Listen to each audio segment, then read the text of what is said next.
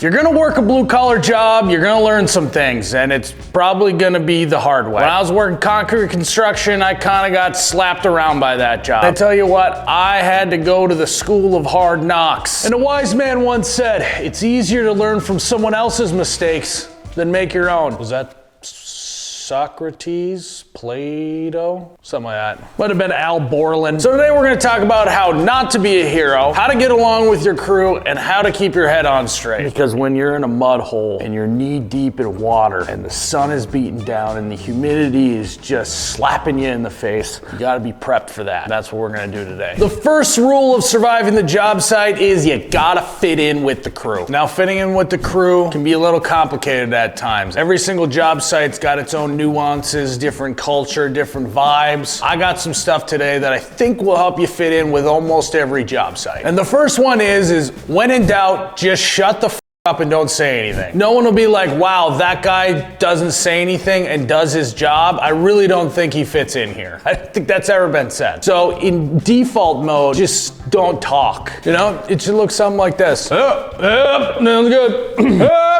Yeah, grunts and groans work pretty good too. Just random noises, you know, like, no, I want you to go like, hey, can you give me that? Hey, boss, can you give me that? You know, don't do one of these. Do it again. Hey, can you give me that, Mom? Yeah, sure, man. I'll grab that for you. Also, that's just the number one way to just have people hate you. Just get them, just hand the ball to the ref and get back to the huddle. All right, so we laid a good foundation. We've shutted the f up and got everyone to like us because we weren't trying to talk. Now you're maybe starting to loosen up a little bit. Maybe you can start throwing around some verbiage, some conversation. It is very important that you learn how to throw insults around. You gotta be giving people shit. That is the only way construction workers, tradesmen know how to communicate, is through insulting each other. That is camaraderie, right? Like, Noah, where'd you get those pants? Your girlfriend's closet? And as you get further into your job, you're gonna build a deep bench of insults, you know? Here's a few freebies for you. You know, working with you is like working by myself, but harder. Must have been a C-section, baby, the way you avoid labor. I'm gonna call you lightning, because when you swing a hammer, never hit the same spot twice. So yeah, and also, someone's gotta leave early to pick up their kids. Easy day for you. Oh, someone gets the whole day off because their grandma died. Like, easy day for you. You get to go to a funeral and we're here working in the sun.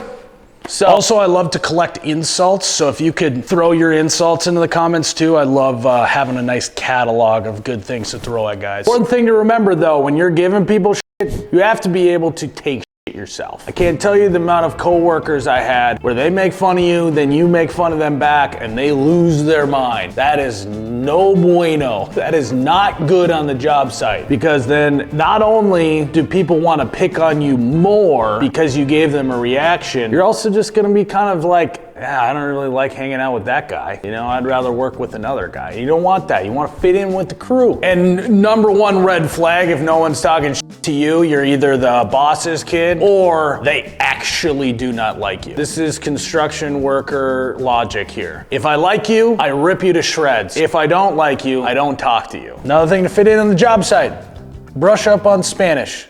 Por favor. Pretty self-explanatory. Another good way to fit in with the crew is learn the art of the nickname. Something easy you can do. Just go the opposite of who they are, you know? If Noah's, looks like Jabba the Hutt, call him Slim. But then you can also just call him exactly what he is and call him Jabba the Hutt. Really what you don't want to do is just call him by his name, because that's no fun at all. So some good ways to nickname people. If the guy is a fat slob, call him Slim. But if he's also a fat slob, call him Fat Slob. Just call him Slob or Slobby for long. So either go opposite or point out his biggest insecurity. If you got a really short, stocky guy, call him Butterball. If you got a bald guy, call him Mr. Clean. If you got a bald guy, call him Fabio. It works either way. Another good way to nickname people is if they do something that you make fun of them for, call them that the rest of the time that you know them. Great example. I was cutting some rebar, wasn't wearing any safety protection. New guy came up to me and said, hey, do you want to use my glasses for cutting this rebar? And then we called him Moshe for the 3 summers that he worked there. And I think if you can't think of anything in those 2 lanes, then I think you just default to just giving him a random name. You know, if his name's Tim, call him Tom. If his name's Randy, call him Brian. It really really can be that simple. Whatever you do, don't call anyone by their real name. Another thing to fit in with your crew is the days are gonna get really, really long, and you're doing a lot of the same work over and over and over again. And so what you need to figure out is one common thread that the crew likes to talk about, and try and talk about that almost every day. When I was working there, daily fantasy was just hitting, so they talked about it every single day. You know, how many pass yards did Andrew Luck have yesterday during the game? It also shows how old I am, is that Andrew Luck was playing. And the topic isn't even important. Your only job is to just make it go from 7 to 5 much faster. You know, sometimes it's hot gossip in the streets. Blue collar guys trying to act like they're like, oh, I don't like all the drama, I don't like it. They love it. Blue collar guys love drama. If you show up and say, I met this girl at the bar last night, they're gonna secretly be like, I need to know more. I'm now fully invested in this guy's relationship. Because a lot of them might be 50 years old and they're living vicariously through you in this new relationship. Now they're gonna make fun of you when inevitably that doesn't work out, but you made the day go faster and you're doing your part for the crew. The next rule for surviving the job site is you gotta keep your head on straight. I think this one is very important because this is definitely not something that tradesmen and construction guys like to talk about. What's going on in between the ears? And it can be tough. You got bills to pay, you're doing the same job with the same people, doing the same work every single day. You can start fuming a little bit up here in the brain. Next thing you know, you're ready to blow a gasket. And so I think every guy needs an outlet to blow off some steam, because if you wait too long, all of a sudden you got a huge explosion, where if you just do a little leak, just leak a little steam out on a regular basis, I think that can help a lot. And I think a great way to blow off some steam is being not afraid to indulge once in a while. After a long day, a couple 2-tree beers sounds really good to you. Go to the bar, have some beers. You wake up in the morning, you're like, I don't want to pack a lunch. Don't. Just go to the gas station, get a chuck wagon. Hell, I've seen some guys on Tuesday had lunch, go to Topless Tuesday at the strip joint down the road, you know, and it's actually the best of both worlds. You're not overindulging on Saturday and you're there till 3 a.m. and blowing a bunch of money. You're just there for a long lunch to throw a few bills down and have some chicken wings and, you know, enjoy the scenery. It's definitely a good mix-up from seeing Cheeks' butt crack in the hole all day. Now, where you really run into trouble is you start stacking these on top of each other. If you're eating chuck wagons every day, all day, you're going to the strip joint for lunch every single day, that could be a recipe for disaster. So just do that in moderation, keeps your head on straight. Another good way to keep you sane while you're actually on the job site, don't be afraid to have a big truck moment. You know, big truck moment. You got a big truck working next door, maybe a giant crane or something. Take 5 minutes to just stand there and stare at it and go, uh-huh, oh yeah. Huh. Doesn't have to be a big truck either. Could be a fire in the distance. Could be your coworker backing up a trailer, jackknifing it. Could be a hot homeowner walking by. Anything to give you a little micro 5-minute break from what you're doing. Help keep you sane. One of my personal favorite ways to not lose your mind on the job site is making sure you got a good radio station playing all day long. If you can find a radio station that the whole crew likes, it can send the vibes through the roof. Makes that day just go a little bit faster. Makes it seem like what you're doing ain't so bad. Nothing's better than being on the job site and everyone's like, she's in Texas, I can tell. Yeah, I'm getting back to work.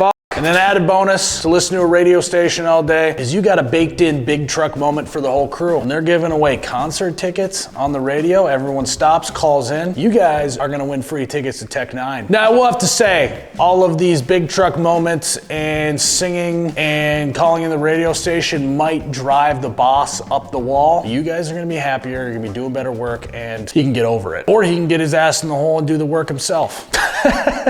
Another important one, we actually used to have a rule for this. We had a rule on the job site that everyone got 1 spaz a week. This was our way of keeping people from quitting. Because if you can't spaz out on the job site, you eventually store it all inside of you and you have one giant spaz I quit moment, and then you're down a man for the rest of the day. That sucks. So if you can just get a guy to maybe, you know,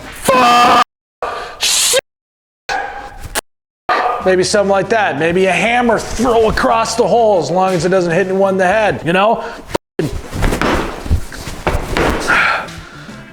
And this usually gets taken out on the tools because they don't work. As long as you're not directly, getting in someone's face about it, spazzing on inanimate objects is the way to go. And I would prescribe it once a week. And if you're worried about your coworkers thinking you're crazy, they want to do it too. Can't tell you the amount of times I had a guy freak out. It's just another day on the job.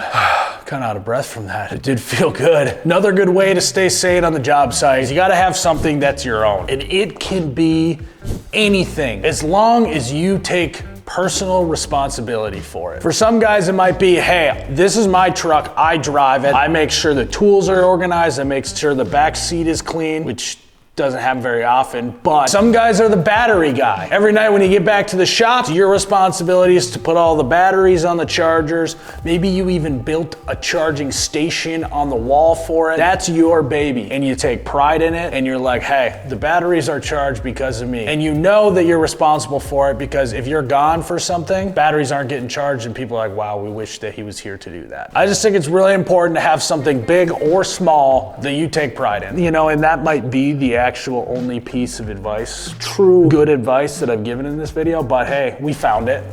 We're here. Thank God you watched this long so that you could find the real nugget in this whole thing. The next rule for surviving the job site, stop trying to be a hero.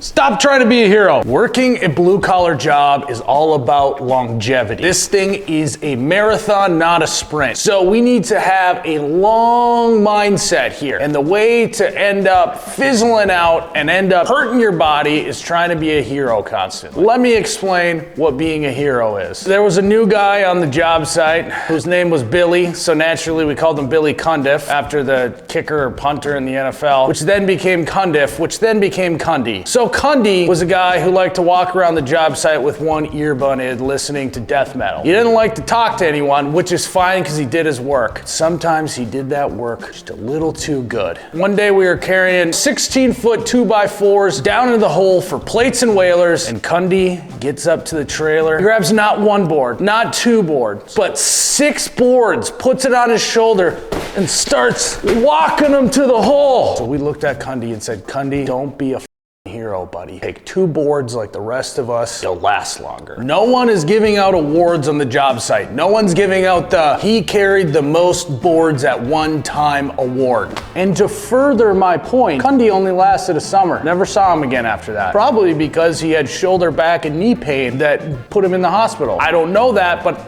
that's a pretty safe guess. There's also another way that you can be a hero on the job site, and that pertains to the actual work that you're doing. Don't be the boss's pet. Don't be the example. Don't be the try-hard, sucking up to the boss. You don't want to be Captain America. You want to be maybe more like Deadpool. All right, so, because if you're Captain America, all of a sudden you're the example to the rest of the crew on who they should be, then they don't like you very much. And then the boss says, wow, this guy is so great, he can handle so much more responsibility, and now you're roped into doing more work for the same amount of pay. Now there is a caveat here. There is a fine line of responsibility. You want to be just responsible enough to be the errand guy, and you get some windshield time driving around picking up stuff, but not so responsible the boss puts you in charge of all the other guys. Hand the ball to the ref, get back in the huddle. And the last piece of don't be a hero is don't try and do all the work yourself. There's a reason why new guys exist. They get to do all the shit that you don't want to do. You need to delegate, delegate, delegate. And honestly, this is a great way to save your body long term. If you can get the new guy to ruin his body, you can stay in pristine shape. And you're doing the boss a favor by weeding out all the guys who don't even really want to be there because you made them scrape mud off of the porta potty. Be great at your job, but don't be a hero. There's no awards on the job site. Unless you do have like an end of the year like Christmas party and they do give out funny awards, then you might. Metaphorically, there are no awards on the job site. All right, that's what I got for you today, guys. Don't be a hero, fit in with the crew, keep your head on straight. I'd love to know any advice that you have on how to survive the job site. Love to hear it, throw it in the comments. If you liked the video, hit the like button, subscribe button, send it to one of your blue collar buddies, and thanks for watching. We'll see you in the next one.